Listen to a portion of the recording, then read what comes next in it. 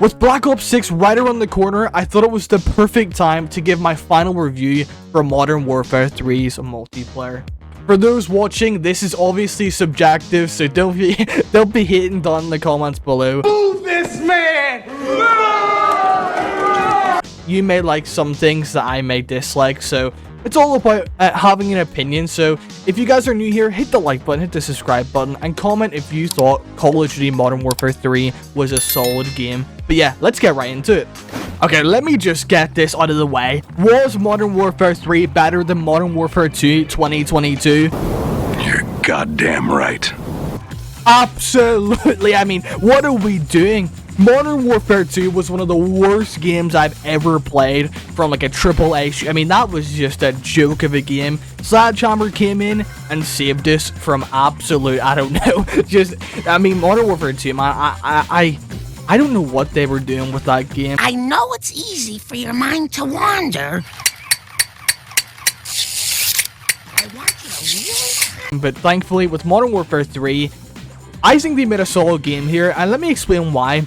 I think the movement, obviously we know that, Infinity Ward took away all the movement from, Modern Warfare 2019 into their next game from Modern Warfare 2. They got rid of slide cancelling, they got rid of, any fast ADS times, they got rid of just all the things that made Modern Warfare 2019 a solid Call of Duty game, because if it wasn't for the movement, the slide cancel in Modern Warfare 2019 and the bunny hopping, wow, that game would have been even worse than Modern Warfare 2 potentially. But yeah, Modern Warfare 3, Sledgehammer came back and introduced the slide cancel again and just brought a lot of movement changes, increased the double time sprints, and I honestly think that they kind of cooked with the movement, in my opinion. The only thing I don't like about the movement in this game is the tac stance. So you're going to be saying, how is that a movement mechanic? Basically, when you slide cancel in this game and you aim in, there's like a weird delay before you can actually fully aim down your sight, and I do think that makes the game pretty clunky at times, and it can make you lose gunfights, so you feel like, I should never have lost that. Like, I didn't get outskilled in that gunfight because of the tac stance. And Shotzi, for example, a CDL Pro, a lot of people will know who that is. He was even saying himself, if they got rid of the tac stance, this game would have been so good and so much better. I can lie, chat, I didn't really like this game, bro, I'll be honest. Like, mechanically wise, I didn't like it. And the only reason why is because of this shit, dude. Look.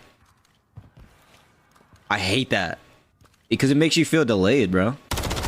Another thing I don't like, but this is just in general about today's Call of Duty, is the tactical sprint, man. I really don't like the tac sprint in Call of Duty at all, because it just makes the game feel so clunky, doesn't it? Like, when you're trying to sprint and aim down sight, it just takes like an extra like half a second to aim down sight, and I think it's such a negative to, better players that are trying to run around the map. I do think that's why they added this mechanic into the game. It's obviously going to punish those, run and gun type of players, because they're going to be caught up with their gun down. So yeah, I definitely think tac sprint, especially for Black Ops 6, man. If they got rid of tac sprint for Black Ops 6, I mean, we may be, that would be insane. Just make tac sprint the default sprint. I mean, that would just go insanely hard. Hold up. Let him. But yeah, in my opinion, I just don't like tac sprint in Call of Duty. But yeah, let me know down in the comments below. Do you like tac sprint in Call of Duty? I'd actually be very interested to see what you guys say. Another thing I really liked about the Modern Warfare 3's multiplayer is it's a fast-paced arcade shooter. You're not penalized really for running around the map because of the footstep audio. The footstep audio isn't loud. And another thing, they added dead silence into this game, which just created more of a skill gap. In my opinion, I don't think listening to, audio is a skill. I don't see how that's a skill. Obviously, there's some like sound cues that can obviously benefit a more highly skilled and more experienced player for sure. I just don't think listening to footstep audio is a skill in Call of Duty whatsoever. It's just having the best equipment really and just using your ears. But yeah, in my opinion, having covert sneakers, dead silence back in the game, and just the way the game played, I really do believe that it just created for a faster paced game than what we got in Modern Warfare 2, which just was an absolute camp fest. Why are Infinity Ward still making Call of Duties?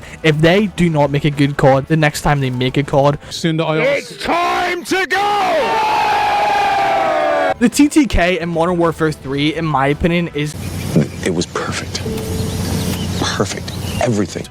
probably the best we've ever had in Call of Duty history. You know, Black Ops 4 is the longest TTK we've ever had, and I do feel like that was a bit too long. You know, it kind of, especially for competitive play, it allowed for, you know, basically to stack together and get a trade after, you know, your teammate dies or something. You just get the kill from the guy that just killed your teammate. So yeah, I definitely think Black Ops 4 was a bit too much. Obviously, Modern Warfare 2 2022 was a bit too fast in my opinion. So yeah, I definitely think that they have found the perfect balance, and I think Black Ops 6 is similar, but the Black Ops 6 beta felt a lot faster. I think it was more down to the connection issues that were going on with Black Ops 6 in the beta, but overall I think the TTK is in a perfect spot. You know, a 5 to 6 bullet, like a 6 bullet kill with a SMG and like a 5 bullet kill with an AR. I think that makes perfect sense in my opinion.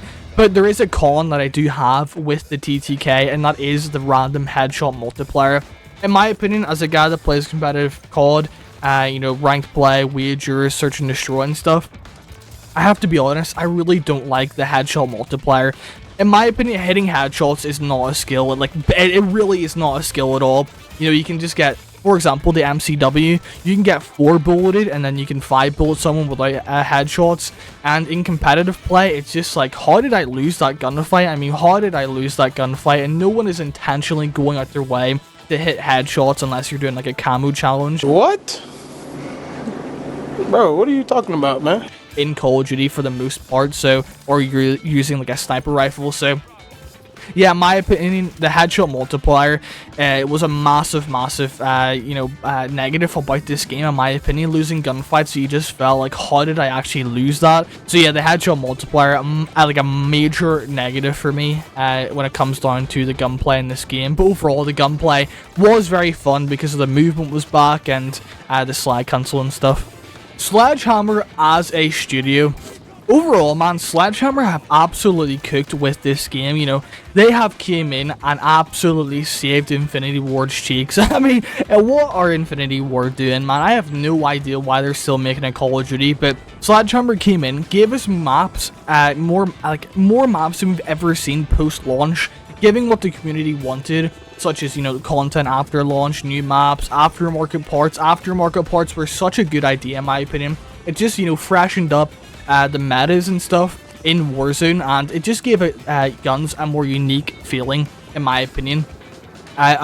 New weapons, basically, it felt like every single week in this game. I mean, the post-launch support for this game was incredible, and hopefully with Black Ops 6 they can do the same. But Sledgehammer, man, like, they really did their best, and they kind of cooked with what they, you know, were given, in my opinion.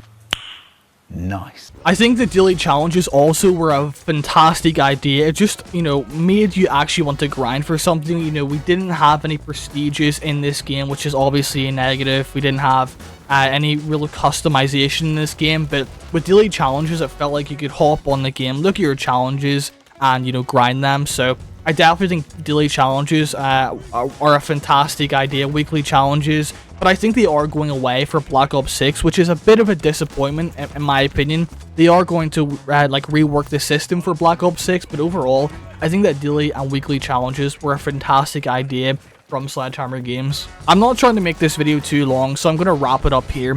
What am I going to give multiplayer out of 10 for Modern Warfare 3? I'm going to give multiplayer a 7.5 out of 10. In my opinion, Sledgehammer absolutely cooked with what they had to work with. I'm not trying to make this video too long, so I'm going to wrap it up here. What would I give Modern Warfare 3's multiplayer out of 10?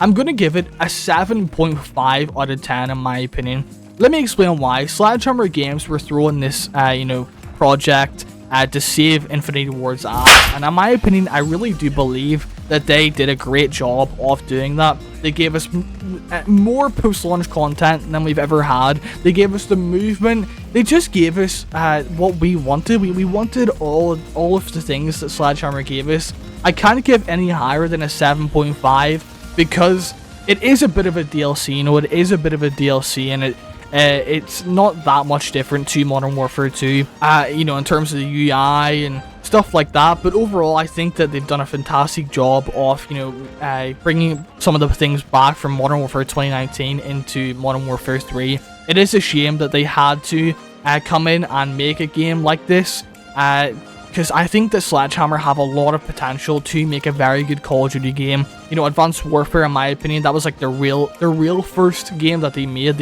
They helped make Modern Warfare 3, the OG one, but that was more of a working together with Infinity Ward in that one. But then their first one was Advanced Warfare, and then they wanted to make Advanced Warfare 2, but they had to make World War 2 because obviously people were tired of the jetpacks, and then Vanguard, they didn't want to make that either. So hopefully Activision gives them the go-ahead for Advanced Warfare 2 in like, what, 2027, 2028? That's a long time away, but I really do believe that Sledgehammer Games are a solid studio, and I think that they absolutely cooked with this game. But yeah, let me know down in the comments below, did you like Modern Warfare 3's multiplayer? I will see you in the next one. Have a great day, guys. Peace.